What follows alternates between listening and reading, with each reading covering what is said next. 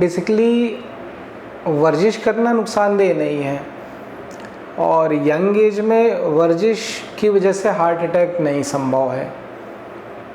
कोई भी ऐसा फैक्टर नहीं होता है। अगर आप डेली एक्टिविटी करते हैं, रूटीन फॉलो करते हैं, तो इन चीज़ों की संभावनाएं कम हो जाती हैं, बढ़ती नहीं। इन चीज़ों के दौरान हम कई बार कई तरीके की मेडिसिन्स, स्टेरॉइड्स, वे प्रोटीन्स, ऐसी चीज़ें लेते हैं जो कि बहुत ज़्यादा रिसर्च प्रोडक्ट्स नहीं होते हैं और उनके बारे में बहुत ज़्यादा हम एथिकल रिसर्च नहीं मिल पाएगी हमारे पास में।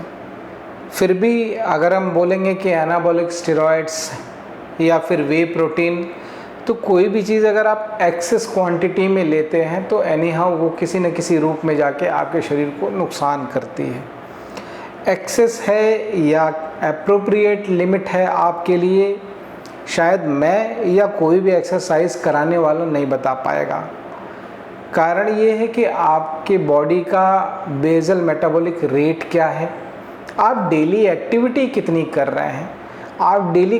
कैलोरी कितनी कंज्यूम कर रहे हैं, इसके आधार पे ये न्यूट्रिशियस प्रोडक्ट्स या स्टेरॉइड्स आप अगर ले रहे हैं, उनकी क्वांटिटेटिव मतलब कि मात्रा में, किस मात्रा में वो शरीर में जाता है तो परिवर्तन लाता है, ये अगर आपको पता है तो वो उस अनुमापित मात्रा में आप ले सकते हैं। लेकिन इस चीज़ की जानकारी हम लोगों को नहीं होती है और हम जो ले रहे होते हैं उसको भी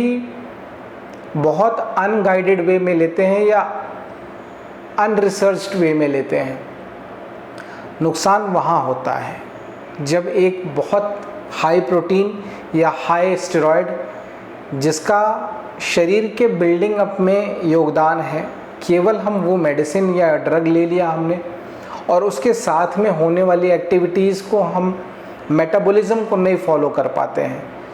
तो बॉडी के अंदर तो एक तत्व ऐसा लिया हमने जो कि हमारे बॉडी के मेटाबॉलिज्म को, फिजियोलॉजी को परिवर्तित कर रहा है, लेकिन उस फिजियोलॉजी को मैनेज करने के लिए बाहर से हमें जो एक्टिविटी करनी थी वो हम नहीं फुलफ़िल कर पा रहे हैं।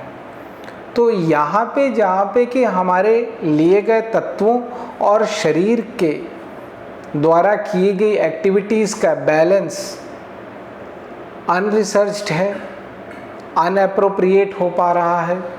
ये भी एक अहम कारण हो सकता है जो कि फिज़िकली जिम गोइंग यंगस्टर्स हैं, स्टेरॉइड्स लेते हैं, वे प्रोटीन्स लेते हैं, उनके लिए। बहुत अगर थोड़ी मात्रा में लिया जाए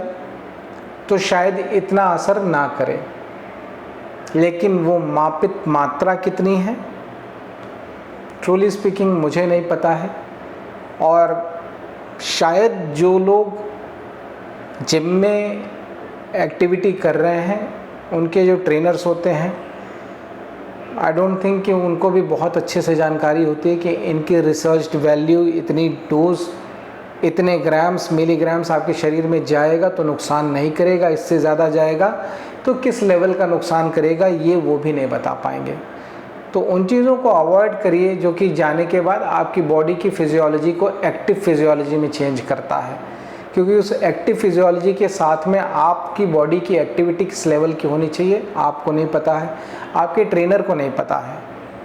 तो please avoid all these things until unless you are